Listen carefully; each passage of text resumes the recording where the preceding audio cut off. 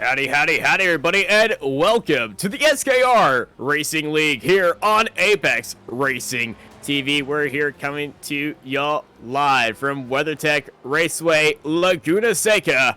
I'm Austin Knight. I'm joined by Tyler Newitt with Marco Barbadera up here in the production box, and we're here for another fantastic round of GTE racing here in the SKR Racing League. Tyler, how are you feeling? I'm super excited, Austin. I think we're in for a great race. I think these GTEs around here are a bit like a bull in a china shop. It's a tight little course, but I think they're going to put on a good show. It certainly is going to be a bull in a china shop situation because Laguna Seca very, very tight. I normally race here with Indy cars and a few other open wheelers in it. You can't go too wide here, but especially with this big M8 out on track, I think it'd be about a 1.5 car length available to either side of this thing. But when going through the corkscrew, it's definitely not going to be a too wide race because these GTEs are some of the widest cars here on iRacing. But that's going to be making qualifying all the more important. Yeah, there's only one real passing zone on the track. That's into, I believe it's the Andretti hairpin, the double apex left-hander at the first. You're right. Corner. You can definitely outbrake someone into there. There are a couple opportunistic passing opportunities you can get into the corkscrew or going into the final corner, but in reality, you kind of just have to sit back and set up your move when the time's right. Yeah, and I've driven on here on iRacing and in real life, and I can certainly tell you overtaking opportunities here are 1 in a million. But when you do find one, oh, it feels so sweet. Yeah, I think we're in for a great show here. Once you set up that move, you can really kind of battle it out. It's a narrow track, but there's a lot of corners you can actually run side by side that you wouldn't think. The run up to the corkscrew is a winding little road, but you can actually fit 2 cars in there and make a move on the brakes if you set it up correctly. Yeah, that run up to the corkscrew is going to be very tight and tricky, especially if you happen to catch somebody going off the track or unfortunately hitting that curb on the run up into that corkscrew. There's a curb on the turn before it, right on the apex, that a lot of people love to corner cut, and if you hit that curb, you're going to be getting some damage. Been driving the GT4s this week, and they're also around Laguna Seca. You cannot touch that apex curb; it will launch you. And as everyone who's driven this track well knows, if you run even the slightest bit wide of that corner, you're in for a world of hurt. Yeah. You definitely don't want to be side by side going into that corner because you know if you see somebody side by side, that's going to be one or two things. One, either he's going off hitting you, or 2, that's either you going off and causing a massive accident, or 3, the guy behind you is just not even going to lift off it and hit y'all. Yeah, it turns into an extremely high-stakes game of chicken, and you often run into the situation where you both decide at the last minute to back out, and then you end up going through the corner side by side anyway, and it's no good for anybody. So definitely definitely could be a problem corner. It'll be interesting to see how these guys handle it. I gave these GTE cars a little bit of a test through their paces around here earlier, and they are just flying through there. They're flying through every corner on this track. I mean, it is fast. Yeah, speaking of flying, Bruno Alcaraz putting up a new provisional pole time of 1:19.402. He's currently almost 2/10 up on the rest of the field as more of these guys coming down that front straight and across the lines. We ride on board with Freddie Limpin. He jumps up into 8th place in that big boy M8. Yeah, and the gap behind those now top 3 is pretty substantial. We've got the top 3 within 2/10 of a second, and then Vizcarra in 4th is a whole half second back off the lead. So still early on in qualifying. There's still about 10 minutes left, but some people need to find some time as Torcello jumps to the top with a 1:19.1. That's pretty quick. He's been pretty quick in this league. First 2 rounds, he's got a win in the second place. Yeah, he's leading the championship, Torcello, and leading the times by 2:10. So what a time by Alcaraz, and Alcaraz sitting in second place. This is going to be very good for his championship fight, because he took what looks to be third in round 2, and he currently sits fourth in the championship. Yeah, another guy who's been quick so far, Rivas Brea in 4th place. He's looking pretty good. He's going to need to find a little bit of time if he wants to get up onto that front row. He's about 4/10 off Torcello at the moment. There he is in that lovely orange BMW. Yeah, Brea is second in the championship right now, down on Torcello just by 7 points. But he's currently 1 point ahead of Lopez Torres, who's down in 6th place. I'm very interested to see if we get the BMW domination that we've kind of seen in the first couple of rounds here. I find that for the BOP series that iRacing runs, the Laguna Seca can be a bit of an equalizer. It's got that long-ish front straight for the cars that are good at stretching their legs, but it's also incredibly tight and twisty over the short laps. So I think, that's a bit of a slide from Rivas Brea there. That's that lap going. Yeah, no harm, no foul in qualifying, of course, but I think it'll be interesting to see if some of the Porsches or Corvettes or Ferraris can get up there and fight. Looks like we've only got one Ferrari who's been out on track so far. That's Sejas in 12th. He's a couple seconds off Torcello's time. There's quite the spread through the field at the moment. I'm going to be honest. I'm surprised we don't have a Porsche. Well, we do have a Porsche of Ortero. He's up there in 3rd, and those Porsches are very snappy on the acceleration. And Laguna Seca is very good with acceleration, but it's on track all about handling. And 2 of the best handling cars on iRacing is that Corvette C8R and that BMW M8, and kind of continuing their rivalry going on in IMSA. Yeah, I think the strength of the BMW is going to have here is in its braking. It's very strong. Absolutely. Driving it earlier, it was almost half a marker board ahead of the other cars I was testing, and in a track with 1 braking passing zone, a half a marker board is a huge advantage to have. Mm-hmm. That Corvette is, as Peter McKay would say, it's very snaky in the brakey. That thing doesn't like getting on the brakes a lot. No, nor does the Porsche. It's quite easy to lock a wheel with that engine sitting back there. You can lock it inside front quite easily. That's probably the only downfall of the rear mid-engine cars. Yeah, they just struggle a bit on the brakes compared to that beefy BMW with the engine in the front. It can just hunker down and get slowed up for the corner super easy. Yes, this start's going to be very interesting, especially if Torcello gets a great start ahead of this Corvette of Alcaraz. But don't count out Ortero in that Porsche. Those 2 cars are going to be very on the heels of Torcello and making him a bit nervous, as we're looking at Johnny Goochkin. As he comes across the final corner, he has a little bit of damage on that front nose of his. I think he might have hit that curb. Yeah, that's going to be slowing him down. He might want to reset to pit lane to see if he can get a better lap in without the damage. As we ride on board with Ortero now, coming through to complete a lap. I don't think this one's going to be an improvement. Let's see. It was his out lap. There we go. Yeah, you're right. Decent out lap on 1:24.8.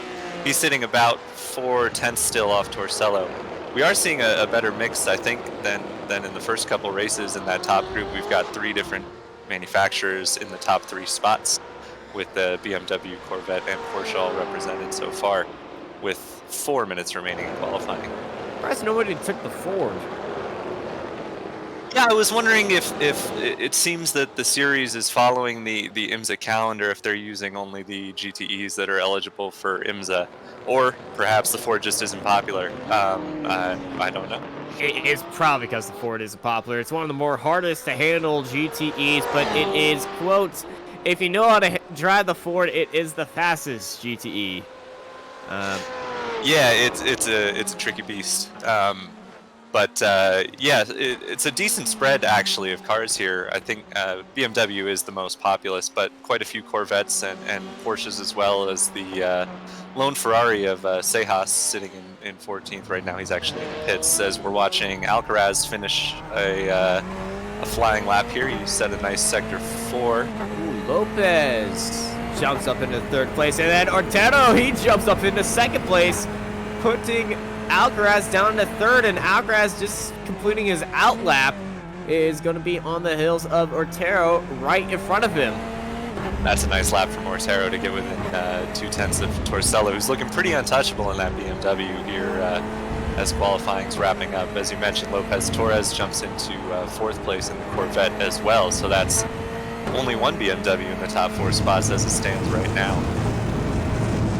And riding on those curbs, getting all of the track available to them very fast through that sweeper of a corner into this tricky left-hander. Just avoids that curb, but he smacks it, gets off it, save it. So that was an excellent save, but that's going to be destroying his lap time right there. He smacked that corner that has to do with a wiggle in the braking zone as Ortero went off in front of him into the corkscrew. And that is the trickiest part of the track, I must say. Going to be really interesting because the fact of the matter is at Laguna Seca you have to use all of the track. It's such a narrow circuit that you have to be using the entrance and exit curbs because otherwise you're just not going to be maximizing your mid-corner speed. It seems our guys at the top have figured that out, but it's not without its risks, as we saw there from Alcaraz hitting the curb and running a bit wide. He was lucky to hang on to it, frankly. Yeah, lucky to hang on to it. Not going to be improving his lap, and I think he also went off track. Got a 1X right there. Speaking of a 1X, definitely a 1X for Cheapsty. Yes, yeah, a couple of 1Xs there as he forgets about the last corner. Riding with, looking at Torcello now, I believe. He is continuing to set quick laps out there. The time he just did would put him in 3rd place, but he's already done enough for what looks to be a pole with a minute left in qualifying. I don't know that anyone out there has got anything for him. Tipsa is the one that just went off the track and parked it up right there. I believe he just got going again. Yes, yeah, so he's going to get his time. Well, actually, no, his time's not going to come in because he didn't really get a clean lap. So I think we're looking at our qualifying results right now as I'm looking through our timetable. Only, I think, Freddie Lippman, he is on a improvement of a lap. Yeah, Yempen we're looking at right now. He runs a little bit wide there. That's dangerously close to a 1X. As Porsche goes off in front of him. That's no. He did well to keep that, off the track. Or I guess that was BMW. Yeah, that was Adolfo. Yep, and that's a nice line through the corkscrew. I think. Don't know if this is going to be an improvement. Yeah, don't know if this is going to be an improvement for Yempen, but he's on a decent lap. His last lap was an improvement. He has gone faster in sector 3, so he's getting a good run out of the final corner. That's a bit wide, but he kept one tire on the track, so within FIA rules, that is still on track. Comes across the line. Freddie Limpfin does not improve. Well, actually, he just set his personal best time, but I don't think it was legal. Okay, yeah, that would make sense as we are looking at Alcaraz, who's still on a flyer. We'll see if he can do anything. Still 2/10 off of Torcello. He rounds the final corner. Gets onto the gas. No wheel spin there. That's a good final corner. Doesn't improve though, a 120.7. So quite the range of times here. I think some of these guys are struggling to set a lap time without getting those hated off tracks. It's certainly easy to pick up a 1X around here at Laguna Seca. This is Julio De Carpio in his big BMW M8. He finally got around to set up the time, and he's trying to improve on that time right now and not be 9 seconds off the pace. But his first lap, that kind of was an out lap, comes across the line. Does not improve, as I believe it was a off-track counted in there. Yeah, it just looked like a case of just wanting to make sure he sets a lap. Obviously, I think his pace is going to be better than 9 seconds off. Hopefully it will be, but in this instance, just trying to set a time. Yeah, I've raced with Julio before in the MX-5s. He's pretty quick.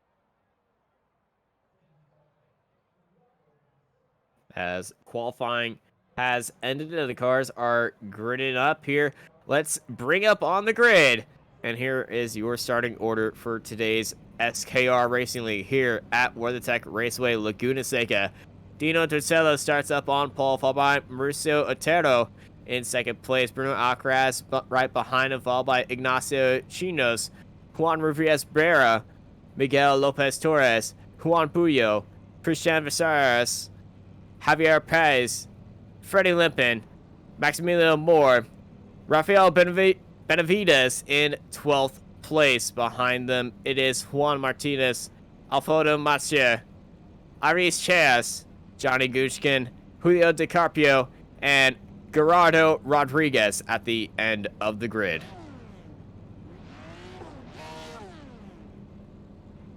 I think the question, of course, is can anyone topple Dino Torcello in the championship standings? And it wasn't a stellar qualifying for his two nearest competitors, with Rivas Brea lining up 5th and Lopez Torres lining up in 6th. They're going to have to pick up some spots if they want to keep up the championship fight. Absolutely. It's going to be a very tight start for them, especially if they want to stay within that championship battle up front. But pretty much everybody in the top 4, except for Torres. Well, Bray and Torres have a few cars in front of them, and being second or third of the championship, they need to get that start going off very well as the pace car starts rolling off. And let's start this formation lap here. It is 74 degrees outside here in sunny California. The track temperature is 100 degrees Fahrenheit. Humidity is at 88%, so watch these guys off the corner exits. They're going to be pretty snappy. That's positively chilly for a Monterey afternoon, but yeah, it's going to be pretty hot, and the track is narrow as it is, so I think those cars are going to be slipping and sliding around a dusty Laguna Seca. Yeah, it is a definitely chilly afternoon for me, being Texan, but with the last few days in a cold front, I would kill for a 74-degree weather day. Yeah, absolutely. It's quite chilly where I am as well, so a 74-degree day would be most welcome.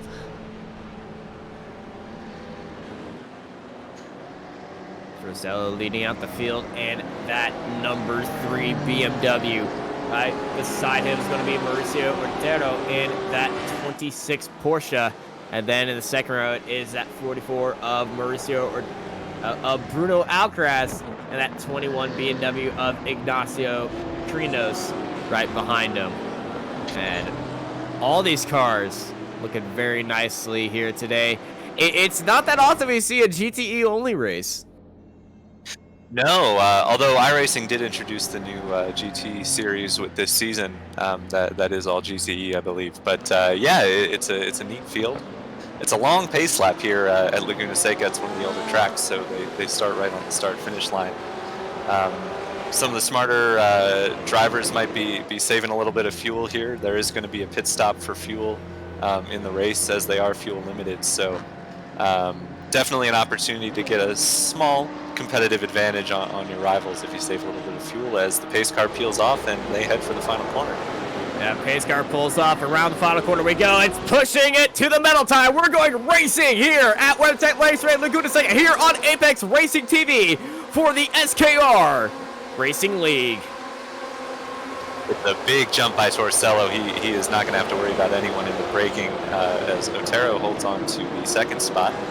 Trinos and Alcaraz going side by side immediately into the internity hairpin. Alcaraz, not the best restart. Him swings it around to the outside of the 21 of Carrinos, who's going to hold that inside line, and that Corvette is going to hold off third place right there. But Otero is pulled away from Alcaraz, and now he's trying to chase down Torcello. But the front two have absolutely checked out of this field right now compared to everyone else. And there we got two Beavers going nose to tail through that sweeping left-hander.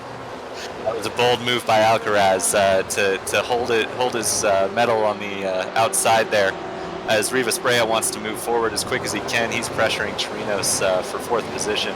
Benjamin Diaz with first one off track at that little kink, hard onto the brakes. Watch out for that Ferrari right behind him of Seca as he was looking a little bit too late on the brakes. Back up front to Celo, Otero, Alcaraz, Chirinos, Rivas Brea, Lopez Torres, your top six as they come through the corkscrew.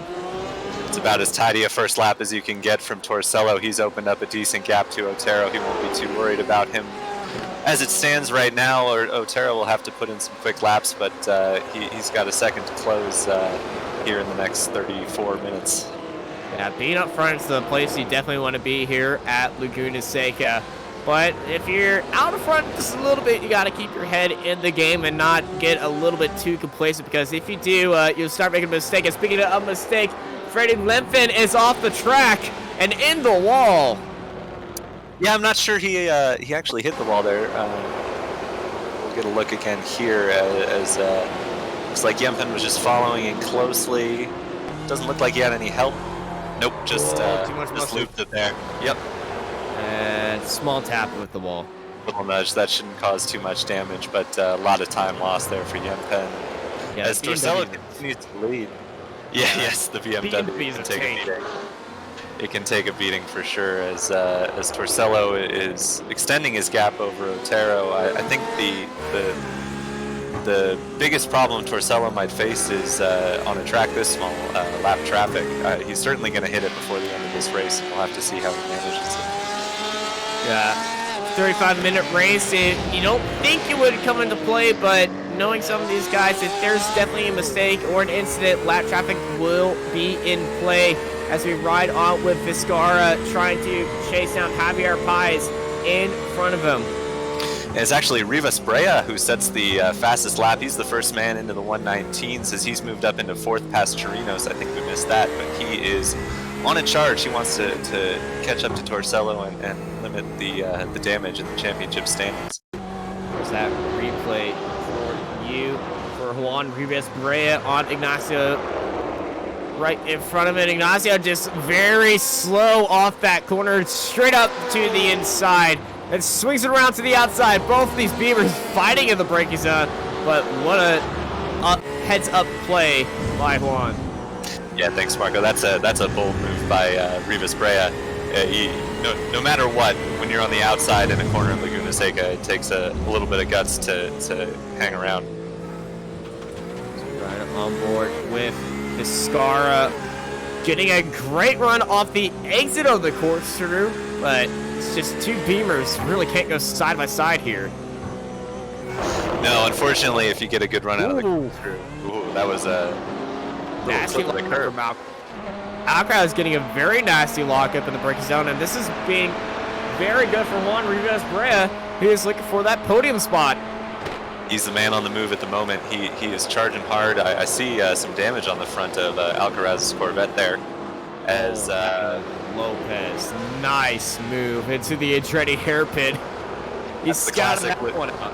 That is the classic Laguna Seca pass there from Lopez Torres, as he also wants to keep his foot in the door for this championship. He's moving up past Chirinos, who falls in another position.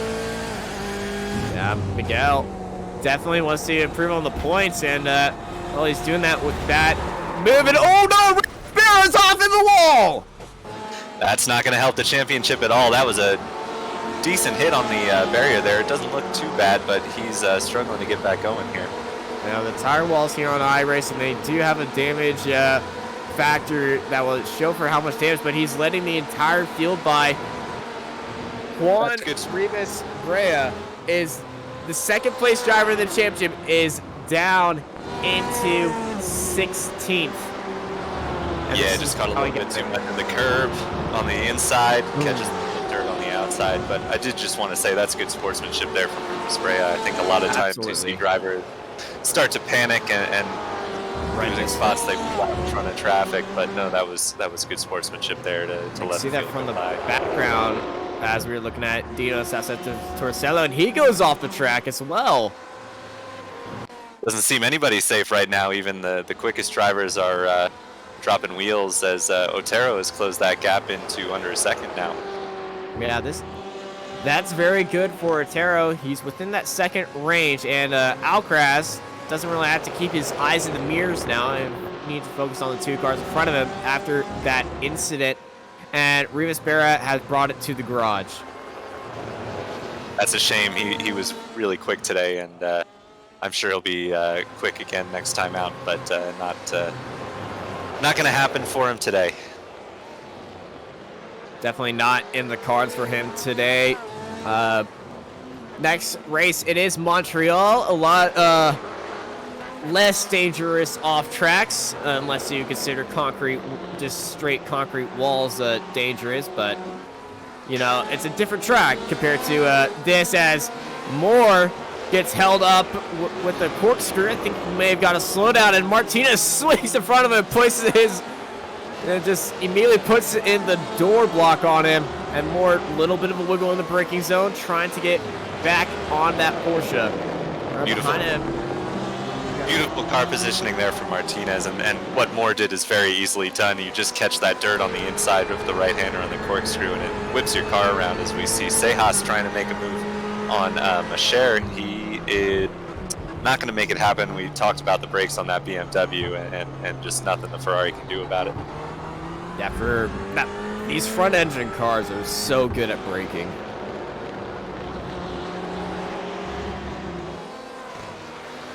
As I would like to say, thank you for subscribing to Apex Racing TV, Daniel Petovello. We enjoy your support, and hope you enjoyed the races. Quite the little battle going on here. Martinez is trying to stretch his legs over Moore, but I think Moore might be a little bit quicker. Just made that mistake in the course. Oh, Puyo!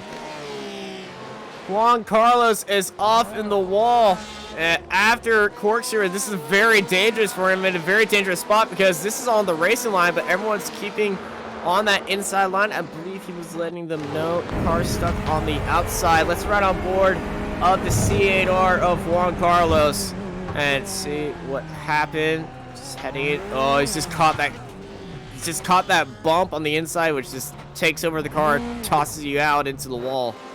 Yeah, it just carried too much speed into the first part of the corkscrew and tried to overcompensate and lost it on the second part there. It's easily done as well. The corkscrew is a world-famous corner for a reason, and it's shown here with a couple of drivers getting caught out.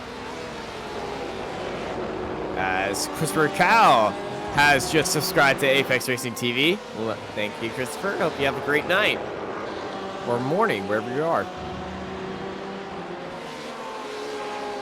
It seems this battle group is just growing now. We're up to 6 cars from Martinez all the way back to, I believe that's Yem Pen at the tail end of that line. It's quite the fight, and I don't think it's going to be dissipating anytime soon, as they all seem to be on a balance. Oh, Bruno's around again! He's caught the curb now, and oh, that's the classic Laguna Seca crash right there. Hits the curb, went a little bit wide, and caught up the grass, swings across the track, and hard into the wall, and he's got damage. Yeah, we talked about it in qualifying. It's so easy to do. We saw Torcello almost make the same mistake there, but yeah, you just take a little bit too much of the curb. Boom. And yeah, we didn't even need to see the replay. We know how it goes when you see someone sliding off there. Yeah, it's not going to be very good. Freddie Limpin, after his incident, he's looking at this battle in front of him as Massier used that Ferrari power to try to fight that Ferrari power in that BMW, but Sejas jumps up into 11th place. Yeah, you got the sense Sejas was quicker the way he was pressuring Masher there. just needed, I think, the right position to get the job done, and he did it there into turn 1 as Chirinos has dropped position to Lopez Torres, I believe. A little bit off track. Oh, no. Whoa. A lot of damage on that hood. That's not what a BMW is supposed to look like, I don't think. He's definitely been in the wall somewhere. Yeah, definitely hard contact. Let's ride on board with Ignacio Chirinos. So he comes up under the VP Racing Fuels bridge. And curb. Tale as old as time. But he saved it. Just very loose and out of control. But that curb immediately damaged that entire front nose, that BMW. You get to see the entire front left of the car kind of lifted up just like Torcello. He's hit the curb too. Yeah, Chirinos did well to hold on to it, but yeah, it seems Torcello has a bit of damage. Doesn't seem to be slowing him down too much as he's been dropping Otero just a couple tenths or so every lap, but over the course of the race that'll add up. As we have a little bit of break in the action, I want to say thank you to Sebastian Davis Pace Mornetto for subscribing to Apex Racing TV. We enjoy y'all's support. And I'm enjoying getting a workout on saying names I'm not used to. Yeah, it's certainly a workout for both of us, I think. This race is flying by. Already 11 minutes down, almost 12 minutes of 35. We should be seeing some pit stops starting probably within the next 3 or 4 laps. Seas! There was barely any room, and he threaded the needle right there on Moore. That's somebody's around. It's Yempen again. Yeah, he's lost it in the corkscrew. And he's pulled off into the Marshall area, and hopefully those guys are not standing by that wall. But yeah. 3-point turn executed. Laguna Seca stop. Let's run on board with this overtake on with Sejas. As I say that, Sejas has gone into the pit lane, but Sejas spotted the opportunity, went down to the inside, and made up that spot. And now he's in the pit lane as well as Lenthen. Yeah, so we see pit stops starting here. These cars are limited on their fuel capacity, so everybody is going to have to stop at some point during this race. Yempen obviously taking the opportunity with some damage to get that car fixed and get it full of fuel. Indeed they are, and when you're setting up a car for running around Watkins Glen, I think ride height needs to definitely be considered, especially with that curve. Yeah, it can just cause so much damage so easily. And we're seeing that damage really hurt Torcello. 6/10 lost last lap to Orturo, right behind him in that portion. That portion does not have the floor damage at the front. And, well, we're going to see how this fight comes out this time by as 7/100 of a second was gained on Torcello from Mauricio right behind him. And don't forget about Alcaraz. He's watching these two. Yeah, that top 3 is really tightening up. You wonder if something didn't happen to Torcello beyond just the damage, because he lost quite a bit there to Otero. But the whole might top have had 3 a little bit of it off track. Yeah, the whole top 3 is kind of accordioning back together here. I think before this race is done, we'll see a fight for the lead, because it doesn't seem like Torcello is as in control of this race as he maybe was last time out at Interlagos. Probably when he got that damage and went off track, he realized that he shouldn't be pushing as hard as he can and be focusing more on being consistent, because I know once you get a little bit of that damage after one mistake, your mind kind of goes a little bit fuzzy, and you need to rethink your strategy instead of just push, because Laguna Seca is a different type of animal. Exactly, and as we discussed, it's not easy to pass. There's just not many opportunities. So if you can effectively stay consistent and manage the gap, there's not much anybody behind you can do. As long as you're good enough in the places where they might try and spring a pass on you, you can pretty easily maintain without maybe being the fastest that given day. Now Artel still managing that gap to Torcello, and Alcaraz putting a new personal best of a 1:19.85. Not the fastest lap of the race, but he is closing in on these two, sitting 2 seconds back behind Torcello, about a second back on Mauricio. Yeah, Alcaraz is I think the man on the move at the moment as the gap is stabilized a bit between the top two. He wants to be a part of that fight, but he's going to have to get through Otero and Torcello before if he's going to win this race. Speaking of the man on the move, our biggest mover so far in this race is Julio Di Carpio, down in 12th place. We saw him just barely get his lap time in there as Pies is off the track and into the wall.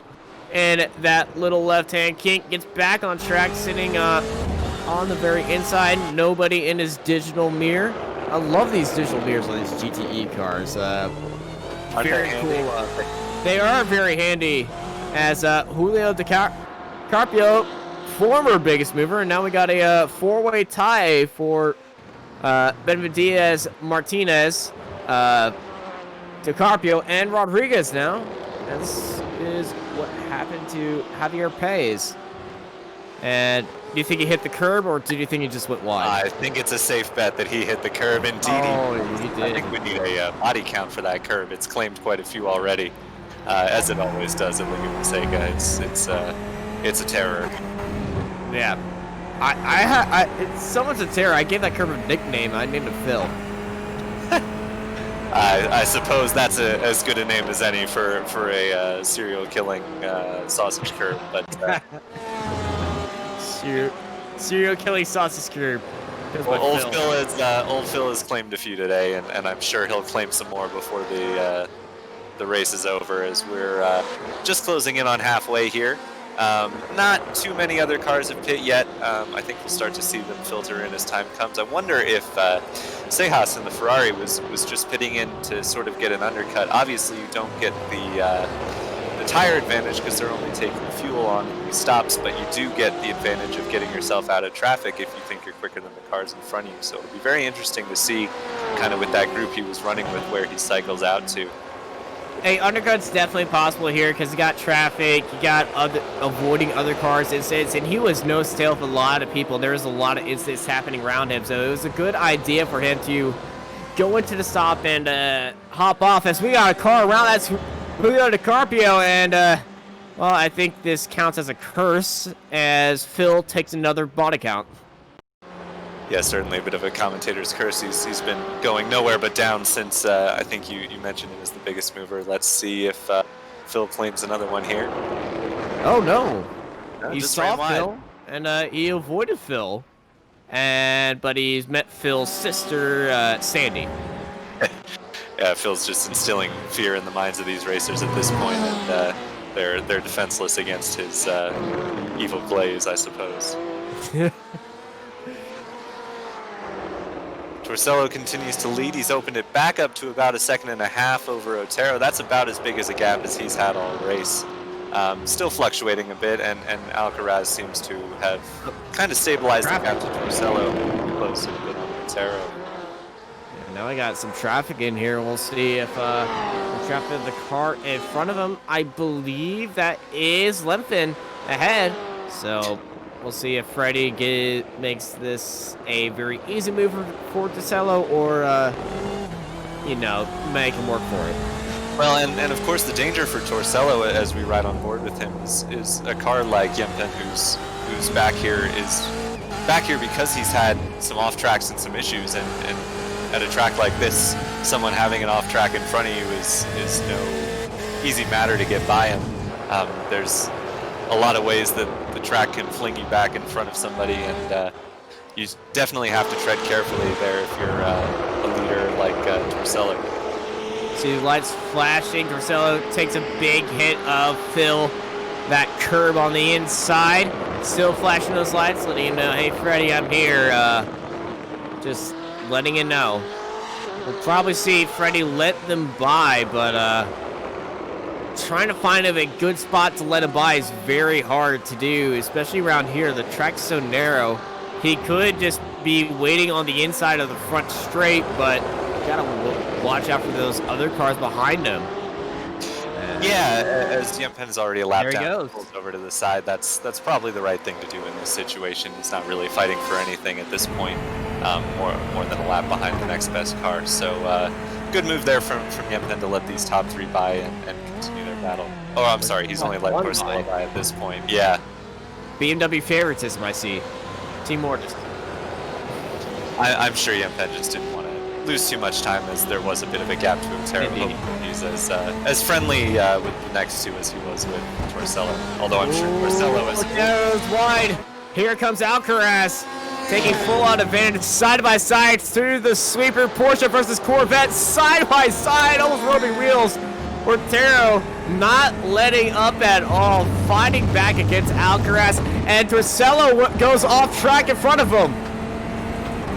Yeah, if you're Alcaraz, there's not much you can do there besides admit defeat in that corner and live to fight another day, because if you're forcing the issue there, I think you're going to be in trouble later on. So, wise by Alcaraz. He knows he's quicker than Otero right now. He knows he can get him in a more opportune spot on the track. I need to say this, if Lempton wasn't there, we might be looking at a new leader, because Torcello did go off the track as Lempton disappears from the void, and he goes back down to the wall, and second and third place gonna go right past him right now. Alcaraz taking a little bit of evasive line, so he doesn't come across the nose of Freddie. But this battle for second place back on. Otero goes a bit wide. That Corvette looking down to the inside. The over-under move from Otero almost blocks out the nose, but definitely great gain by Alcaraz. Otero struggling on the brakes. He went wide in this corner last time by. Hits that curb and the dirt on the inside, but they aren't going to be side by side this time. But it's Otero and Alcaraz, nose tail in a good battle that's allowing Dino Torcello to pull away from these 2. If you're Dino Torcello, this is exactly what you want to see in your rearview mirror, these 2 cars going at it. It really does seem as though Otero is beginning to struggle with the brakes on that Porsche quite a bit, as the tires where we've seen him run wide a few times, and that's what's allowed Alcaraz to get right up behind him. And it's going to be interesting to see if, now that he's got a bit of a gap, he can settle back in and begin to close the gap again to Otero. If I was Alcaraz, I would go into the pits right now. Try to go for the undercut on both these guys. I thought he was about to. It looked like he was about to make it look like a strategy genius there, but he pulled it away. There have been moments where a complete guess actually turns out to be true. We do have less than 15 minutes left to go. Alcaraz does have Otero in front of him. He is battling. Porcello can completely cover them both off by pitting first, but I say lap 18 is when these guys, one of these 3 is definitely going to go into the pits, as Pies goes way off the track in that final corner. See the tire mark back there, but kept it pointed straight. Still sitting in 7th place. Otero and Alcaraz back to this fight for 2nd place. Alcaraz just backed off from him. I think he is going for that strategy. Yeah, I think the way to go here is just to go as long as you can. You know, you're not taking tires, so all the fuel is going to do is add weight. Unless you're really in a heated battle or in some dense lap traffic, there's not much to be gained by pitting early. There's no threat of a safety car in a GT race like this, so it's just a matter of going as long as you can. Maybe if you're Alcaraz, you pit a lap early just to do something different, but for now, I think he knows he's got the pace on Otero, and he's probably going to be able to do him on track before... oh, they both go into the pits! But interestingly, Torcello does not. Torcello is still on track, still showing as running. So 2nd through 5th already is in pits. We'll see if any more... They might have got the warning saying, hey, 2 laps of fuel left, and Torcello's going with the 1 lap of fuel radio call. So both Otero and Alcaraz, we're going to have a pit stop fight, and that Corvette's parked immediately underneath the gearbox of Carino's, right, Otero, and we have the race off pit road. They're going to exit inside of each other, and Alcaraz does, well, I can't believe I'm going to say this, he pulled off the Ghostbusters overtake. I ain't afraid of no ghost. Alcaraz up into net 2nd place. Otero goes off. Otero's off the track. I was going to say, there are some things you can only see in sim racing, and that's one of them, but expertly done by Alcaraz. That I've seen the undercut, I've seen the overcut, I've seen the overtake. That's the first time I've seen the what would you call that? Ghostbusters take? The Undertake. Undertaker. Yeah, no, that's whatever Alcaraz did, he did expertly, and the pit exit at Laguna Seca is a nightmare. Oh, we got a Is penalty. there a penalty? Yeah, penalty for Otero for he didn't get back over the line there. As Marcelo goes into the pit lane, as well as Trinos, is Pies going to go into the pits? He's a ways back. Chirinos looked a lot closer to Torcello. I don't know if something happened, but that was he was right there behind him in the pit lane. Yeah, I think Torcello might have been out of fuel. Torcello might have been out of fuel as he was entering pit lane. That's the only way that I see it. Alcaraz now coming down that front straight, jumps back up into second. Torcello is coming out of the pit lane. Exit. This is going to be very close, especially for Torcello. He gets a good exit, does not have a penalty. Alcaraz back into second. Otero in third. That's my mistake. I was looking at Del Carpio, who I thought was the second place car. He was actually a lap down. And I totally understand that because I was about to say the same thing. So what a stop by Torcello, though. He's extended that gap to almost 4 seconds over Alcaraz in second place. That's indeed quite a quick stop. Well, he didn't have to do any exorcism type stuff to get inside of another car, so. True enough. Yeah, and no undertaking. And Seas parked him on the outside of the track, waiting for everyone else, and then getting on going again. Let's see what's happened to Ari Sejas coming into the Andretti hairpin. Just big lockup right there. Just locks him up. That's a shame. That I guess we won't get to know if that early pit stop strategy would have played out, because he's run wide there. As Rodriguez, has he also had an issue here? We're about to find out, I think. Chispita off and whoa, bam! That'll cause some damage. I think that'll end your race.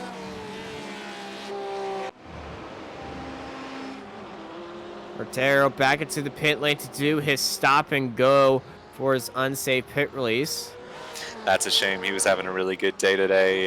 That's gonna end his chances effectively at a race win for sure. It will have to see where it spits him out. Looking like 7th place, I think. Quite a decent gap from 7th back to 8th place Benavides. Meanwhile, Lopez Torres has snuck up into 3rd place, keeping his championship hopes alive. Yeah, Torres will be jumping into 2nd place in the championship after the incident earlier from Juan Rivas Brea. This is how Otero got that drive-through penalty stop and go. Just unsafe pit release and really a unsafe pit exit design, but that's Laguna Seca for you. Very difficult. Yeah, that's a shame for Otero there. I'm not salty at all because I've done it so many times. The crazy thing is, in my opinion, what's even worse is pit entrance, because you have to go full 180 degrees of wheel lock just to get the thing turned in. Then you have to slam on the pit limiter. It's super difficult. It's difficult. It's just the exit. You want to get going. You gotta speed up. You got that corner, and then it's just hello, very narrow golf cart path hairpin. Have fun. Yeah, and clearly, even the quickest guys. Oh, Lopez for it. Well, I've commented as cursed him now. There you go. Goes into the pit exit. That's not going to really count as a penalty at all because he's lost his place. And Christian Vizcarra up into 3rd. Yeah, I imagine that will potentially lose him 2nd in the championship as well. We were expecting he would jump Rivas Brea, but Alcaraz is a not too distant 4th as it stands, and could stand to jump into 2nd, depending on how this race finishes out. Alcaraz is sitting 9 points behind Brea. Torres is sitting 1 point. So Torres is definitely jumping Brea no matter what. But where Alcaraz ends up, that is the question. And with Alcaraz sitting in 2nd, he'll be getting 34 points. And if Torres finishes here in 4th place, I believe he'll be getting 29 points. Yeah, Torres is not totally safe. He's got Chirinos about 2.5 seconds behind him. You can see him there kind of in the back of the shot. Alcaraz is in his own little world. He's 5 seconds off Torcello and not really closing, and he's some almost 10 seconds in front of Vizcarra, who is now in 3rd place. So pretty comfortable for Alcaraz. He can roll home from here. Obviously, he'd like to chase down Torcello if he can, but with 5 minutes left, it's a tall order to close in a second a minute. Anything can happen around here. Some massive incident could happen. Not saying that it would be that would be something that Alcaraz would be looking forward to, but I certainly know if you see a driver up way in front of you, you kind of just be like, be nice if something did happen to him, but I don't want to wish that on a person.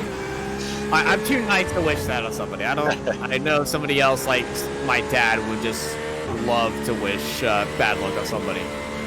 Well, it would make for a more entertaining race, of course, but no, I certainly wouldn't wish that on Torcello. Dino has driven fantastically today. Error-free. Error-free as he was the last time Okay, out. that was a commentator's curse. I am sorry. I'm preemptive sorry for what I just said. Let's jump back to Otero, who is putting the pressure on Paez. He's trying to make his way back from that pit lane penalty that we saw. Big wiggle for He's been a bit Paez. quicker. As we see. Well, I just saw my light flash for my eyes right there. And Martinez side by side into the kink, and Martinez checking up hard, and I think he's about. Well, he's oh my goodness! Quite the battle we got going here. Through the corkscrew, Martinez, Mascher, Moore, and Sejas all over that BMW's gearbox. So close he can read all the German automotive decaling on that BMW in front of him. Sejas looking down to the inside. He's sending it. Ooh. Very deep on the brakes there for Sejas. That's tough to do in that Ferrari. Poor Sejas. He with that running wide in the first corner, he's put himself back behind all of these people who he had successfully passed before the pit stops, and now he's got just a few minutes left to work his way back through all of them. Slide from the car in front of him. Paez and Carino side by side through that sweeper turn. Ortega tried to hold it around the outside. He did. And big slide, and we got a crash at the Andretti hairpin between Moore and I think, yeah, Sejas and Moore. Yeah, we saw this move setting up. Moore ran a bit wide, and Sejas went for a dive, and it just wasn't there. That's tough for Sejas because Moore was certainly slower than he would normally be, but you kind of have to Moore was sideways going through that corner, so he was out of control already. It's just unfortunate placing as Moore was trying to catch that BMW, which, it being one of the heaviest cars on the grid, it's kind of hard to catch a sliding car. Yep, I think Dino Torcello is on the penultimate lap here. If I'm not mistaken, he'll be getting the white flag next time by. He's opened his gap up to Alcaraz up to 6 seconds now. He's not slowing down at all. Alcaraz is, he's stretched it almost a half second in the last 2 laps as Moore looks like he's teleported back to the pits. He's going to drop some spots here, not totally surprising. Yeah, very tough race for Moore. Very unfortunate incident for Moore. It's just a little bit too fast into there. As Torcello's coming around with 2 corners to go, 1 corner to go, coming down the front straight. It's about a minute. It's about a minute 20 laps, so I think he should get the white flag here. Yeah, Starting the Blanca, white flag in the air. So easy breezy for Torcello, just has to keep it between the white lines for another minute and 20 seconds or so, and he'll be on his way to his 2nd win on the trot. Yeah, 2nd win in a row here at WearTech Raceway Laguna Seca. It's just Torcello just has to navigate through this course. He's got a 6-second gap behind him, and I think he's just going to put his head down and drive like he means it. That's all you really can do at this point, isn't it? As Lopez Torres set his personal best lap of the race there, I don't think he's within striking distance of Vizcarra as we close into the final turns of this race, but as Benavides, did he underfuel his car, perhaps? Probably. He's cut the track, too, on pit entry. I think you could hear the car running on fumes there. It didn't sound like it was going full song even on the pit limiter, but I could be wrong. Yeah, Torcello put up a little bit of dust in the air. 1 corner to go. and he's going to make that look absolutely perfect. It's a picture-perfect day for Dino Cesone Tosello as he takes his second win in a row for the SKR Racing League here at WeatherTech Raceway, Laguna Seca. Bruno Alcaraz comes home in second place, and coming home in a surprise third, Christian Vizcarra in third. And Lopez Torres in fourth. Mauricio Otero, coming back from his pit lane penalty, can only get as far as sixth, as Paez, who we saw an off-track excursion for. I think everyone from there on back probably had an off-track excursion or two. Everybody in this race had an off-track excursion except for this man right here, Adolfo Macher. He did not trigger a off-track at all in our timing software, but he has had some damage and contact with a few other cars. That's an impressive run by Macher. Then it's almost impossible. I can't do it. Certainly not. I think that's quite a decent run there. As we see these guys take the cool-down laps. Ari Sejas comes home in 10th place in that Ferrari. Good race by him. Freddie Limpfin, he's been struggling all time, but he's not a quitter. He's not a quitter. He's going to come home in 14th. And a lot of these guys are... Benavides, who had to stop for fuel there, drops all the way back to 11th. I think he was running just outside the top 5 when the last lap started, and he had to pit for fuel. Yeah, that is very unfortunate. But what a great race here for the SKR Racing League here on Apex Racing TV. WeatherTech Racing always proving a great race results. And speaking of the race results, here they are. Dino Torsello takes the win, followed by Bruno Alcaraz and Cristiano Vizcarra. And third is your podium here today, followed by Miguel Lopez Torres, Ignacio Carinos, Mauricio Otero, Javier Paez, Juan Martinez, Adolfo Macher, Ari Caras, Rafael Benavides, Julio DiCarpio, Juan Puyo, Freddie Limpid, Maximiliano Moore, Gorgado Rodriguez, Johnny Gunchkin, and Juan Rivas Berra. Well, former second place driver of the championship. He's going to be falling. He's going to be falling sadly a few spots today, but he's going to finish in 18th after his incident. What a race we had. Next week it is at Montreal. What you look forward to there? I think it'll be really great. I think given the amount of off tracks here, I think they're going to have to tighten up their act if they're going to survive the Wall of Champions there. But really some fabulous racing through the field and a flawless run by Dino Torsello. He's been pretty unstoppable here so far, so it'll be interesting to see if he can keep it up at Montreal. Yeah, Montreal is going to be a very different style of track compared to Laguna Seca, and we might see a few different cars lining up in that top spot. Tyler, any closing words? Not too many. Just really glad we got to watch a great race. Pretty exceptional driving. I think it's very tough to keep all four wheels on the track here, and even if everybody did have an off track or two, it was really about as clean as you can hope for around Laguna Seca, I'd say. And congrats to Dino Torsello. He really drove a pretty flawless race, and certainly deserved the win.